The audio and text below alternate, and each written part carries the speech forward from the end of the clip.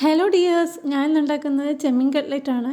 അതിനായിട്ട് ഉരുളക്കിഴങ്ങ്, ക്യാരറ്റ്, ഉപ്പ് ഇവയിട്ട് കുക്കറിൽ നന്നായിട്ട് വേവിച്ചെടുക്കുക. ഇനി ഈ വേവിച്ചത് നന്നായിട്ട് ഉടച്ചെടുക്കുക. വേറൊരു പാത്രത്തിൽ മുട്ട പൊട്ടിച്ചൊഴിച്ച് ഇത്തിരി കുരുമുളക് പൊടിയും ഉപ്പും ഇട്ട് മിക്സ് വെൽ.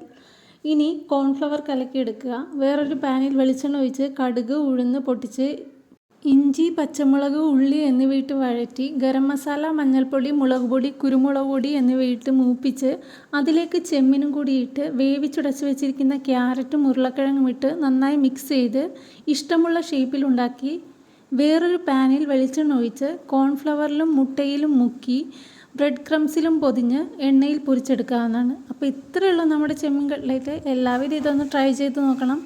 നിങ്ങൾ എൻ്റെ ചാനൽ ആദ്യമായിട്ടാണ് കാണുന്നതെങ്കിൽ പ്ലീസ് ഒന്ന് സബ്സ്ക്രൈബ് ചെയ്ത് സപ്പോർട്ട് ചെയ്യാൻ മറക്കല്ലേ. ഞാൻ ഇനിയും ഇതുപോലുള്ള നല്ല നല്ല വീഡിയോസുമായിട്ട് വീണ്ടും വരുന്നതായിരിക്കും. അപ്പോൾ എല്ലാവർക്കും ടാറ്റാ.